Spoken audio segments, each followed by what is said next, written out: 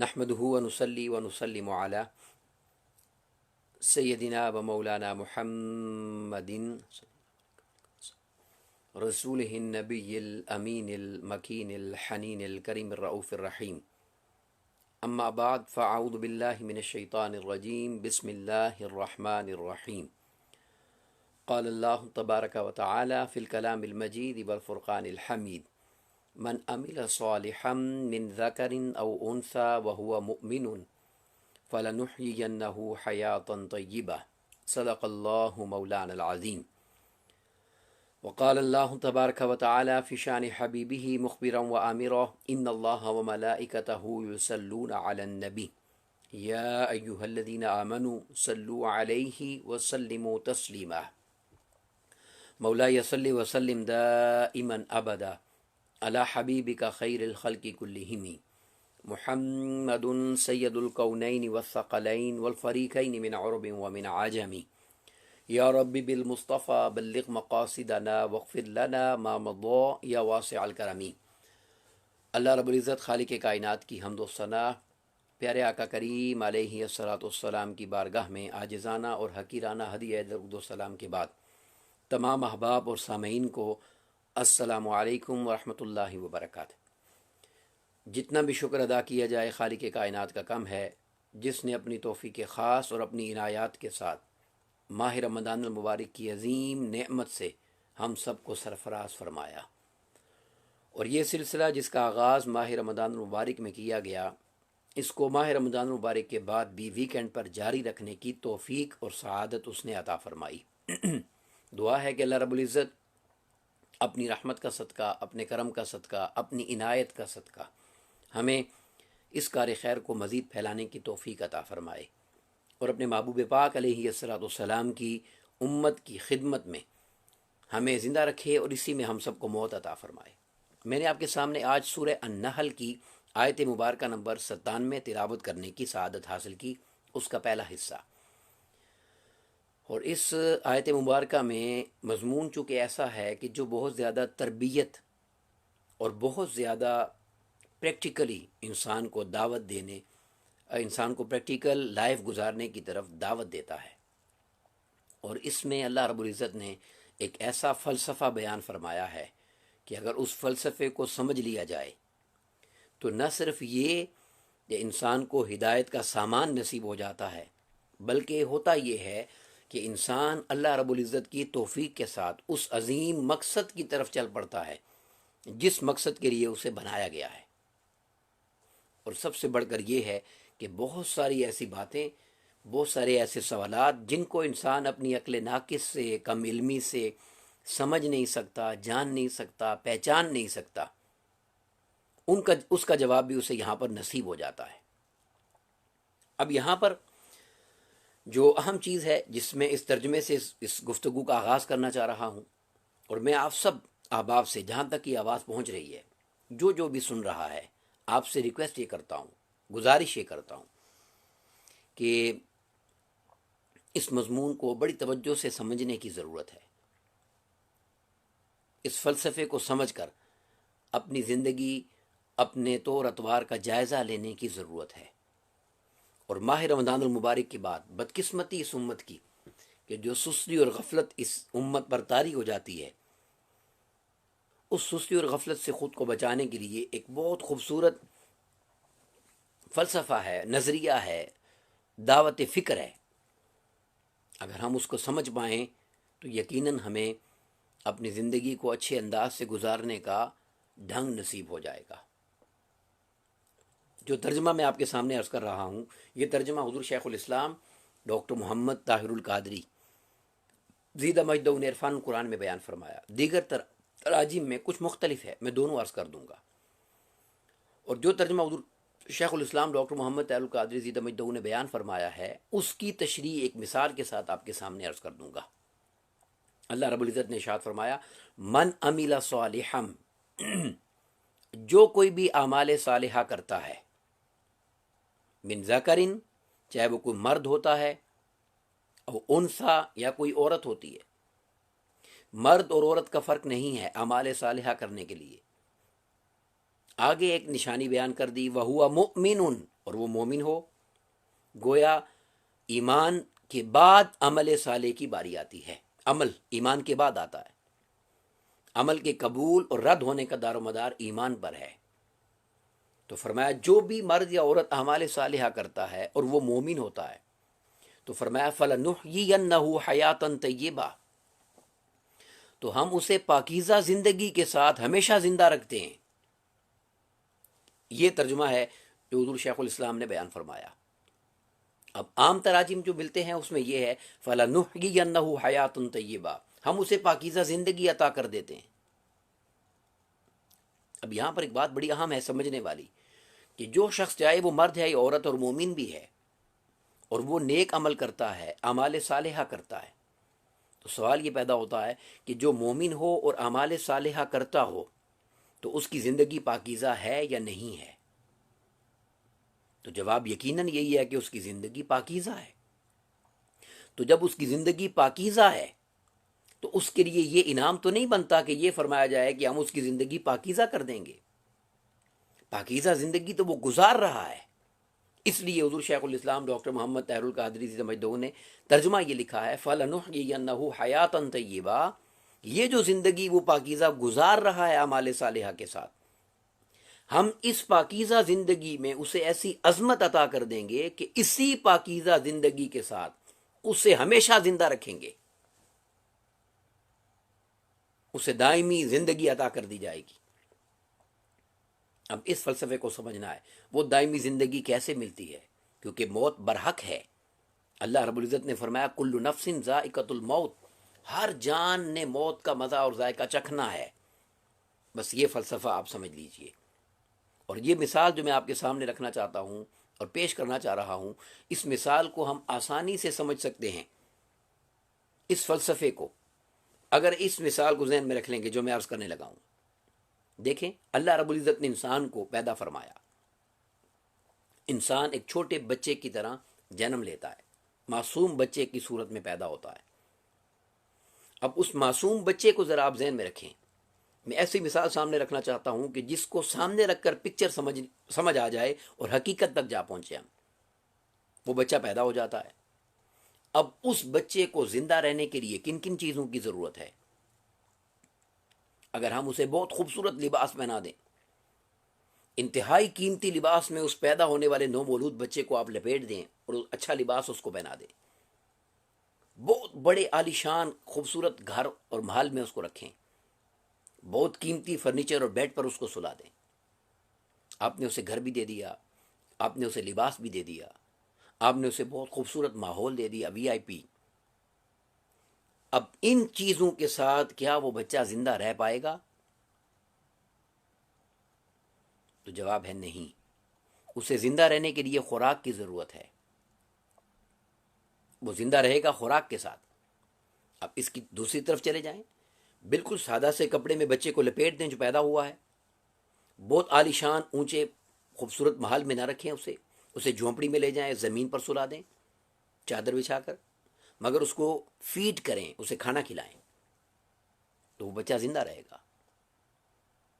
اس کے جسم کو پلنے کے لیے خوراک کی ضرورت ہے۔ جو اس کو خوراک ملتی جائے گی وہ جسم پلتا جائے گا، ایک وقت آئے گا جوان ہو جائے گا۔ یہ پروسیس ہے انسان کی اس وجود کے پلنے کا، جس پر آپ کا جسم پلتا ہے خوراک پر۔ نہ لباس میٹر کرتا ہے، قیمتی اور کم قیمت ہونے کا، نہ بہت عالیشان محل اور جھونپڑی میٹر کرتی ہے۔ بس اس مثال کو سامنے رکھ لیں۔ اب آ جائیے اس طرف جو حقیقت ہے سمجھنے والی۔ اللہ رب العزت جس انسان کو پیدا فرماتا ہے، اس انسان کے اندر اللہ رب العزت نے دو طاقتیں رکھی ہیں۔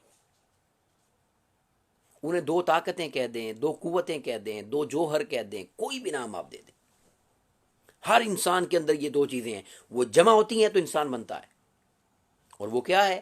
ایک طاقت کا نام، ایک قوت کا نام نفس ہے، جو ہر انسان میں موجود ہے، اور ایک طاقت اور قوت کا نام روح ہے، جو ہر انسان کے اندر موجود ہے۔ یہ دو چیزوں کا مجموعہ انسان بنتا ہے۔ اب وہ بچے کی مثال ذرا ذہن میں رکھیں۔ جس طرح زندہ رہنے کے لیے، جسم کو سروائیو کرنے کے لیے خوراک کی ضرورت ہے، اسی طرح یہ دو چیزیں جو وجود میں رکھی گئی ہیں، طاقتیں اور قوتیں اور جوہر، ان دونوں کو بھی زندہ رہنے کے لیے خوراک کی ضرورت رہتی ہے۔ خوراک روح کو بھی چاہیے اور خوراک نفس کو بھی چاہیے۔ اب یہ یہاں آگے جانے سے پہلے میں قرآن مجید کی 2 آیات کا سہارا لینا چاہتا ہوں۔ اللہ رب العزت نے سورہ البلد میں فرمایا وَهَدَيْنَاهُ النَّجْدَيْنِ، اور ہم نے خیر اور شر کے 2 نمایاں راستے انسان کو واضح کر کے دکھا دیے ہیں، خیر کا بھی اور شر کا بھی۔ سورہ البلد آیت مبارکہ نمبر 10 میں۔ اسی سے اگلی سورہ الشمس میں قرآن مجید کا واحد مقام ہے کہ اتنی زیادہ قسمیں کھانے کے بعد رب کائنات نے یہ فرمایا فَأَلْهَمَهَا فُجُورَهَا وَتَقْوَاهَا، بدکاری اور پرہیزگاری ہم نے اس انسان کے لیے واضح کر دی ہے، تمیز سکھا دی ہے اس کو۔ یہ 2 جو طاقتیں ہیں، یہ 2 مختلف طاقتیں ہیں، 2 جدا طاقتیں ہیں، ان کی ڈیمانڈز الگ ہیں، ان کی ضروریات الگ ہیں، ان کا طریقہ کار جدا ہے، ان کی بالکل سیپریٹ لائف ہے، ان کی مطلب وے آف لائف ان کا جدا ہے، ڈیفرنٹ ہے۔ ایک نفس ہے، ایک روح ہے، اور یہ 2 چیزیں فرمائی۔ اب اس میں جو روح ہے یہ خیر کا نمائندہ ہے، اور جو نفس ہے یہ شر کا نمائندہ ہے۔ کچھ چیزیں ایسی ہیں جو نفس کو فیڈ کرتی ہیں، خوراک بنتی ہیں، کچھ چیزیں ایسی ہیں جو روح کو طاقت دیتی ہیں اور روح کی خوراک بنتی ہیں۔ یہ رب کائنات نے فرمایا وَهَدَيْنَاهُ النَّجْدَيْنِ، اے بندے یہ 2 راستے میں نے تمہیں بتا دیے ہیں، اختیار تمہارا ہے، چاہے تو نفس کے راستے پر چلے جاؤ، چاہے تو روح کے راستے پر آگے نکل جاؤ۔ اب ان دونوں کی خوراکیں کیا ہیں یہ بات سمجھنے والی ہے۔ میں بہت مختصر اور سادہ لفظوں میں یہ بات عرض کر رہا ہوں۔ جو کام بھی گناہ ہے، نافرمانی ہے، جس سے شریعت نے منع فرمایا ہے، جس چیز کو شریعت نے ناپسند کیا ہے، گناہ کہیں نافرمانی کہیں، یہ ہر وہ گناہ اور نافرمانی یہ نفس کی خوراک ہے۔ وائٹامنس کی طرح یہ نفس کو پاور دیتے ہیں۔ چھوٹا گناہ اسے کم پاور دے گا، بڑا گناہ اسے زیادہ پاور دے گا۔ اسی طرح آپ روح کی طرف آ جائیں، ہر نیک عمل وہ روح کی خوراک ہے۔ جیسے کیلریز ہوتی ہے نا، تو جو چھوٹا ہوگا عمل تو کم کیلریز چلی جائیں گی، بڑا عمل ہوگا تو اچھی اس کو فیڈنگ مل جائے گی۔ تو ہر برا کام نفس کو پالے گا، گناہ اسے طاقت دے گا، قوت دے گا، توانائی دے گا، پاور دے گا، اور ہر اچھا عمل روح کو طاقت دے گا۔ اب جیسے بچے کی میں نے آپ کو مثال دی تھی، یہ فرق سمجھنے والا ہے، توجہ سے ذہن نشین کر لے سامعین۔ اگر آپ بچے کی خوراک روک دیں گے تو وہ بھوک سے مر جائے گا، اگر آپ نفس اور روح کی خوراک کو روکیں گے تو اثر یہاں بھی ہوگا۔ مگر ایک ڈیفرنس ہے، ایک فرق ہے، اور وہ کیا ہے؟ وہ یہ ہے کہ اگر انسان کو اللہ رب العزت نے 60 70 80 90 سال کی زندگی دی ہے، 100 سال کی زندگی دی ہے، پرانی امتوں میں 500 1000 سال کی زندگی ہے، تو نفس اور روح کے اندر ایک بنیادی فرق ہے، اور وہ یہ ہے کہ نفس کو خوراک نہ ملے مر جاتا ہے، روح کو اگر خوراک نہ ملے، اگر 500 سال بھی کسی کی زندگی ہے اور ایک نیک عمل بھی نہیں کیا، اتنی سی طاقت پاور خوراک روح کو نہیں ملی، وہ کمزور ہو جائے گی، روح بیمار ہو جائے گی، وہ بالکل لاغر ہو جائے گی، مگر روح کبھی مرے گی نہیں۔ روح کے لیے موت نہیں ہے۔ قرآن مجید نے جہاں بھی موت کی بات کی ہے، نفس کی موت کی بات، کل نفس ذائقۃ الموت، روح کے لیے موت نہیں۔ فرمایا یا اے میرے محبوب یسألونک عن الروح، یہ آپ سے روح کے بارے میں پوچھتے ہیں، کیا روح چیز کیا ہے ان کو بتا دیں۔ قل الروح من امر ربی، یہ روح اللہ کے امر سے ہے، اور اللہ کے امر کو موت اور فنا نہیں ہے۔ یہ فرق اگر سمجھ آ جائے تو سارا فلسفہ انسان سمجھ جاتا ہے۔ اب جس شخص نے ساری زندگی گناہ کیے ہیں، نافرمانی کی ہے، اللہ کو ناراض کیا ہے، شریعت سے خود کو دور رکھا ہے، احکامات کی پیروی نہیں کی، ساری زندگی غفلت میں گزار دی، گناہ میں گزار دی، نافرمانی میں گزار دی، تو یہ ساری پاور اس کے نفس کو ملی ہے۔ روح کمزور اور راغر ہو گئی ہے، بیمار ہو گئی ہے، نفس پاورفل ہوتا گیا۔ اب نفس کو چاہے جتنا پاورفل کر لے کوئی، اس کا انجام کل نفس ذائقۃ الموت ہے۔ تو جب موت کا وقت آتا ہے تو کیوں گناہگار کے لیے اور فرشتے آتے ہیں اور نیکوکار کے لیے اور فرشتے آتے ہیں؟ ان کے احوال حدیث پاک میں بیان کیے گئے، ان کی شکل و صورت اور ان کا وجود اور ڈھانچہ اور ان کی شکل و صورت اور پوری تصویر کشی احادیث میں ملتی ہے، میں اس بحث میں نہیں جاتا۔ بدصورتی کے ساتھ، بدبوداری کے ساتھ، ڈراؤنے چہروں کے ساتھ گناہگار کے پاس آتے ہیں، کیونکہ اس نے ساری زندگی نفس کو پالا ہے، اس کے نفس کو مارنا ہے، نفس پر موت آنے والی ہے۔ اور جب کوئی نیک بندہ آتا ہے، اللہ کا ولی ہوتا ہے، اس کے لیے خوبصورت چہروں کے ساتھ، خوشبو کے ساتھ اور پورے پورے جلوس کے ساتھ، اعزاز کے ساتھ اس کی روح کو لینے کے لیے آتے ہیں۔ اب ذرا توجہ کریں ایک لمحے کے لیے، وہ جس نے ساری زندگی نفس کو پالا، گناہ کیے، نافرمانی کی، تو جس چیز کو اس نے پالا ہے، جو اس کا سرمایہ ہے، جو کچھ اس کے پاس ہے سرمایہ اس کا، کل نفس ذائقۃ الموت، اس کی ساری زندگی کا سرمایہ موت کے ایک وار سے ختم ہو گیا، اس کے پلے کچھ نہیں رہا۔ جب موت کا وقت آتا ہے، نفس کا پجاری نفس سے خطاب کرتا ہے، اے نفس، اے نفس، میں ساری زندگی تیری سنگت میں رہا، تیری خدمت کرتا رہا، تجھے پالتا رہا، تیرے اوپر میں نے محنت کی ہے، آج تو یہ کیا منظر دکھا رہا ہے مجھے؟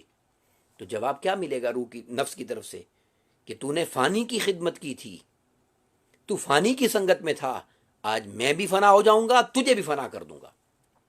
تو جس نے ساری زندگی گناہ میں، نافرمانی میں، غفلت میں، اللہ رب العزت کی بارگاہ سے دوری میں، اس کو ناراض کرنے میں گزاری، اس نے نفس کو پالا مگر نفس کو موت آ گئی، تو یہ تو ہو گیا گناہگار کا حال۔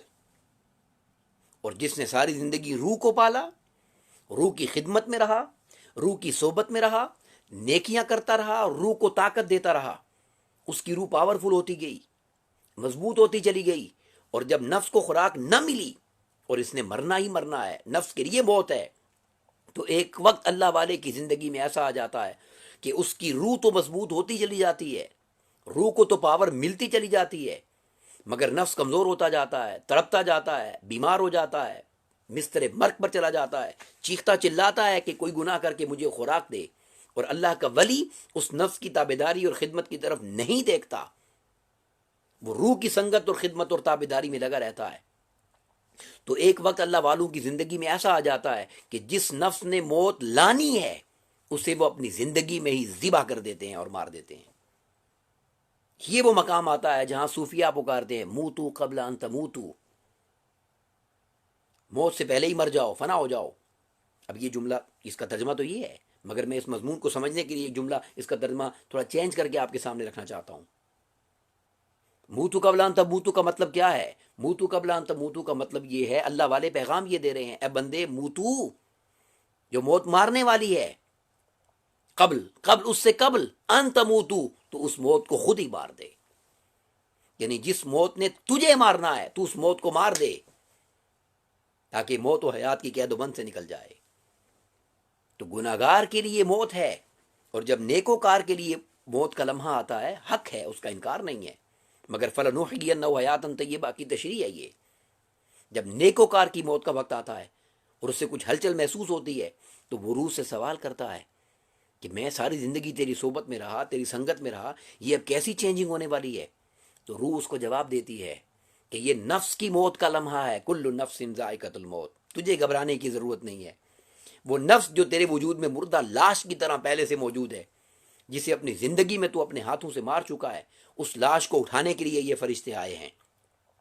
تو ایک فانی کی صحبت میں نہیں رہا زندگی بھر، تو نے اس کی صحبت اپنائی، روح جو باقی رہنے والی ہے، جو اللہ کا امر ہے، اب تو ساری زندگی میری خدمت کر چکا، اب اس کے بعد میں تیری خدمت کروں گی، اور وہ کیا کہ جس طرح تو نے مجھے حیات بخشی اور میری حیات کے لیے اپنی زندگی کو اور زندگی کی خواہشات کو اور شہوات کو ترک کرتا چلا گیا اور میری سنگت میں بیٹھا رہا، اب میں کبھی نہ مرنے والی، اب ہمیشہ کے لیے تجھے بھی نہیں مرنے دوں گی۔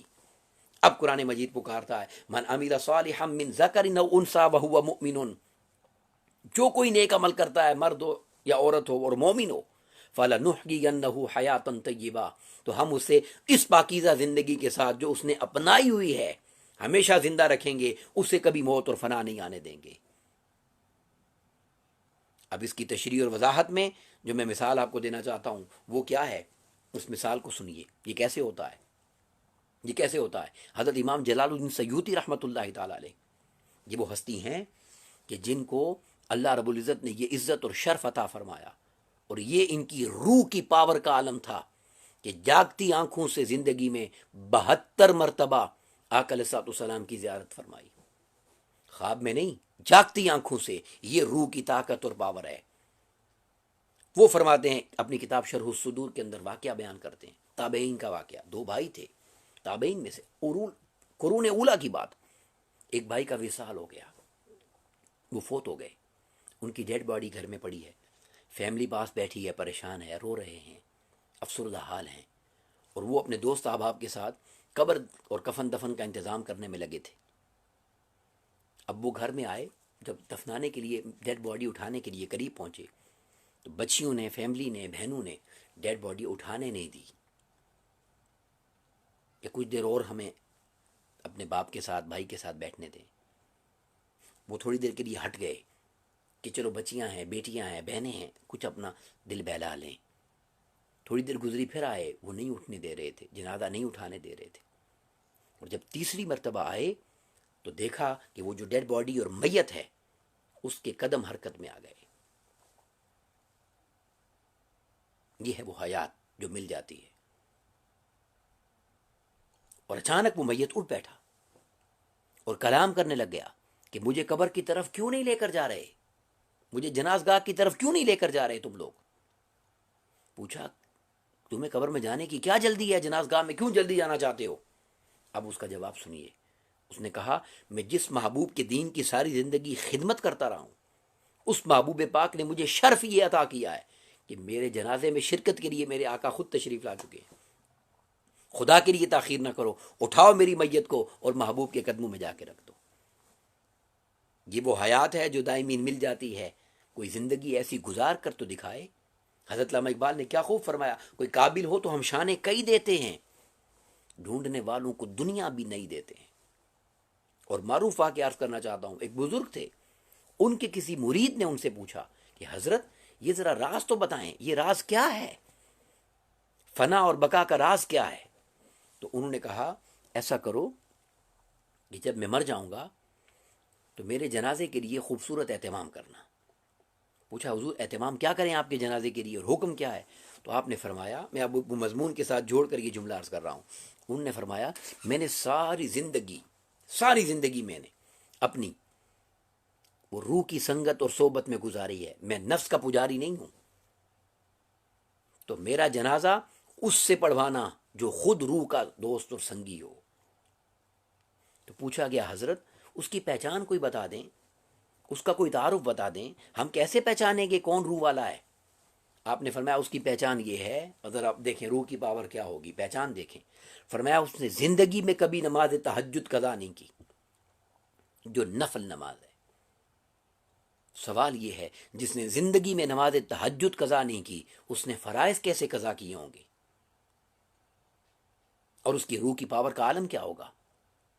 پھر میں وہ شخص، اس کی دوسری پہچان یہ ہے جس نے زندگی میں نماز عصر اور نماز عشاء کی 4 سنتیں قضا نہیں کی، وہ جو پھر اختیاری ہیں، آپ پڑھنا چاہیں یا نہ پڑھیں آپ کو اختیار ہے۔ تو جس نے اختیار والا کام نہیں چھوڑا، آپشنل، اس نے لازمی کام کیسے ترک کیا ہوگا؟ اس کی عزت اور شان کا عالم کیا ہوگا؟ اس کی پاور کا عالم کیا ہوگا؟ انہوں نے کہا حضور اتنا بڑا اللہ کا ولی کون ہوگا، ہم میں تو کوئی نہیں ہے جس نے زندگی میں تہجد قضا نہیں کی، جس نے زندگی میں تہجد قضا نہیں کی، عصر عشاء کی سنتیں قضا نہیں کی۔ آپ مسکرانے لگ گئے اور مسکرا کر فرماتے ہیں کہ تم میری میت کو اٹھا کر جنازگاہ لے جانا، فکر مت کرو، اور جس کی بات میں کر رہا ہوں نا وہ خود ہی آ جائے گا، ایک نقاب پوش ہوگا، پردے میں نقاب کیا ہوا ہوگا، اس کی علامت یہ ہے، اور وہ بتائے گا کہ میں ہوں جس نے زندگی میں تہجد قضا نہیں کی، میں ہوں جس نے زندگی میں عصر عشاء کی سنتیں قضا نہیں کی۔ یہ میرے اور آپ کے لیے سوچنے کا موقع ہے، جن کی فجر قضا ہو جاتی ہے، جن کی ظہر عصر مغرب عشاء قضا ہو جاتی ہیں، جو فرائض کی فکر نہیں کرتے، وہ سوچیں اور سنیں۔ لوگوں نے کہا ٹھیک ہے ہمیں جواب کون دے گا؟ فرمایا وہ جنازہ پڑھا چکے گا، دفن ہو جائے، اس سے پوچھنا، تمہیں بتا دے گا کہ بقا کیا ہے اور فنا کیا ہے۔ جب آپ کا وصال ہو گیا، جناز گاہ لے گئے، ایک نقاب پوش آیا اور اس نے آ کر بتایا وہ میں ہوں جس کی اللہ کا فضل ہے کبھی تہجد قضا نہیں ہوئی، جس کی کبھی عصر اور عشاء کی سنتیں قضا نہیں ہوئی، وہ میں ہوں، صفیں سیدھی کر لو اور میں جنازہ پڑھا دوں۔ جب صفیں درست ہو گئیں، نماز جنازہ ہو گیا، تدفین کے لیے لے گئے، قبر میں دفن کر دیا۔ دفن کرنے کے بعد وہ شخص آگے بڑھا اور اس نے کہا حضور مجھے میرے حضرت نے نصیحت کی تھی، ایک سوال میں نے کیا تھا اور انہوں نے جواب کے لیے کہا تھا جو جنازہ پڑھائے قبر پر اس سے سوال کرنا، تو آپ سوال کا جواب عطا فرمائیں۔ انہوں نے پوچھا کیا سوال تھا تمہارا؟ تو کہنے لگے سوال یہ تھا یہ فنا اور بقا کیا ہے، کون فنا ہوتا ہے اور کسے اللہ باقی رکھتا ہے، کس کا وجود اور نام اور ذکر مٹا دیا جاتا ہے اور کس کا نام اور وجود اور ذکر اور فیض جاری رہتا ہے؟ تو آپ نے فرمایا، چہرے سے نقاب ہٹایا، کوئی جواب نہیں دیا، بس نقاب ہٹا کر اپنا جلوہ اور دیدار کروایا۔ تو اس مرید کی چیخ نکل گئی کہ جس پیر صاحب کو، جس اللہ کے ولی اور بزرگ کو اپنے ہاتھوں سے قبر میں دفن کیا تھا، وہ حضرت خواجہ باقی باللہ بن کر سامنے کھڑے تھے۔ اب وہ کہنے لگا حضور یہ کیا معاملہ ہے، آپ کو تو ابھی دفن کیا۔ آپ نے فرمایا وہ جسے تم نے دفن کیا وہ فانی تھا اور یہ جو تمہارے سامنے کھڑا ہے یہ باقی ہے۔ فَلَنُحْيِيَنَّهُ حَيَاةً طَيِّبَةً، ہم اسے پاکیزہ زندگی کے ساتھ ہمیشہ زندہ رکھیں گے۔ شرط کیا ہے؟ وہ پاکیزہ زندگی بنائے تو صحیح، وہ اپنی زندگی کو پاکیزہ کرے تو صحیح، وہ اعمال صالحہ کے ساتھ جڑے تو صحیح، وہ روح کی خدمت اور تابعداری کا سوچے تو صحیح، وہ سوچے تو صحیح کہ نفس کے ساتھ تو نہیں جا رہا جو اسے مار دے گا، وہ روح کی طرف تو بڑھے جو اس کو بچا لے گی۔ تم زندگی میں اتنا کرو، 30 40 50 سال کی جو تمہاری زندگی ہے یہ تم روح کی خدمت کرو، پھر کبھی نہ ختم ہونے والی زندگی میں یہ روح تمہاری خدمت کرے گی۔ یہ وہ مقام ہے جس جگہ پر جا کر حضرت علامہ اقبال رحمۃ اللہ تعالی علیہ کی روح تڑپی اور انہوں نے فرق کر کے بتا دیا کہ لوگوں خبردار اس نفس کے پجاری اور اس روح کی خدمت گاری والے کو ایک مقام پر کھڑا مت کرنا، ان کا فرق یہ ہے۔ عزت اور شان کے ساتھ بیان کر دیا اور کیا فرمایا؟ فرق یہ ہے پرواز ہے دونوں کی اسی ایک جہاں میں۔ اب پرواز ہے دونوں کی اسی ایک جہاں میں اس کی تشریح کرتا ہوں۔ دونوں اسی زندگی کو گزار رہے ہیں، صبح و شام دونوں کے پاس ایک جیسے ہیں، 24 گھنٹے دونوں کے پاس ایک جیسے ہیں، سب کو یہ دن اور رات میسر ہے، سب کو یہ وجود، یہ 2 آنکھیں، یہ زبان، یہ ناک، یہ کان، یہ ہاتھ، یہ پاؤں، یہ جسم، سب کے پاس ایسا ہی ہے۔ پرواز ہے دونوں کی اسی ایک جہاں میں، مگر کرگس کا جہاں اور ہے، شاہی کا جہاں اور۔ نفس کی خدمت اور تابعداری میں رہنے والے اور ہیں جو برباد ہو جاتے ہیں، اور روح کی سنگت میں بیٹھنے والے اور ہیں جو اس کے محبوب اور اولیاء اللہ بن جاتے ہیں۔ یہ جتنی کرامات اولیاء کی زندگی میں جن کا ظہور ان کے وجود سے ہوتا ہے، ان سب کی طاقت روح کے صدقے میں نصیب ہوتی ہے، اور یہ روح کی پاور ہے۔ جن کو اولیاء کی کرامات کی سمجھ نہیں آتی، وہ اسی لیے سمجھ نہیں آتی کہ وہ جانتے نہیں کہ روح کیا ہے، وہ جانتے نہیں اس کی پاور کیا ہے، اس کی طاقت اور عظمت کیا ہے، اس لیے وہ انکار کر بیٹھتے ہیں۔ تو سامعین عزیز وقار، میں گفتگو کو مکمل کرنا چاہتا ہوں اس پیغام کے ساتھ، بس ایک جملے کے اندر اس بات کو سمیٹنا چاہتا ہوں، اور وہ یہ ہے جس پر میں نے بھی سوچنا ہے اور ہم سب کو سوچنا چاہیے۔ کوئی بھی کام کرنے لگے زندگی میں، گناہ اور نیکی تو ایک تعریف ہمارے پاس ہے نا، مگر ایک سوال اپنے سامنے رکھ لیں، یہ جو کام کرنے لگا ہوں یہ میرے نفس کو طاقت دے گا یا میری روح کو طاقت دے گا؟ بہدیناہ النجدین، دونوں راستے تجھے دکھا دیے ہیں، تیری مرضی، روح کی سنگت میں بیٹھ جا یا نفس کی خدمت کر کے خود کو برباد کر لے۔ اللہ رب العزت ہمیں اپنی روح کی تابعداری اور روح کی بیداری اور روح کی سنگت والی زندگی عطا کرے، اور نفس کے چنگل سے خود کو بچانے والی زندگی عطا کرے۔ یہ وہ مقام ہے جہاں پر جا کر کہا جاتا ہے یہ اتنا مشکل نہیں ہے، پریکٹس کرنی ہوتی ہے، کوشش کرنی ہوتی ہے، پھر وہ مدد کرتا ہے، مگر کوئی چلے تو صحیح، کوئی راستہ اپنائے تو صحیح۔ یہ وہ مقام ہے جہاں پر یہ کہا، پوچھا گیا کہ جنت کتنی دور ہے؟ مسکرا کر جواب دیا 2 قدم۔ اتنی نزدیک کیسے؟ فرمایا بس پہلا قدم نفس پہ رکھ لے، دبا دے اسے، تیرا دوسرا قدم جنت میں ہوگا۔ اور قربان جائیں حضور مولا کائنات سیدنا مولا علی مرتضیٰ علیہ السلام نے کیا خوبصورت جملہ فرمایا ہے، کیا خوبصورت تشریح کی ہے اس بات کی۔ آپ نے فرمایا اے انسان، اے انسان، اس جس زندگی کو تو گزارنے کے لیے آیا ہے اور جو تیری منزل ہے، اس کا پورا فلسفہ ایک جملے میں آپ نے بیان کر دیا۔ اور وہ کیا بیان کیا؟ آپ نے فرمایا کہ اے انسان، اگر تو اپنے نفس کو بیچنا ہی چاہتا ہے تو اس کی کم سے کم قیمت جنت ہے، اس سے کم سودے پر اس کو فروخت نہ کرنا۔ یعنی ہر وہ کام کرنا کہ نفس بک جائے تو جنت مل جائے، اس نفس کی سنگت میں بیٹھ کر دوزخ کا سودا مت کرنا۔ اللہ رب العزت ہمیں اس زندگی کو سمجھنے کی توفیق عطا کرے اور اس راستے کو اپنانے کی توفیق عطا کرے اور اس طرف چلنے کا ذوق اور شوق عطا کرے، اور ماہ رمضان کے بعد بھی ہمیں نیکی کے ساتھ اسی طرح جوڑے رکھے اور اسی طرح نیکی کے ساتھ وابستگی اور پختگی عطا کرے۔ وما علینا الا البلاغ المبین۔ السلام علیکم ورحمۃ اللہ وبرکاتہ۔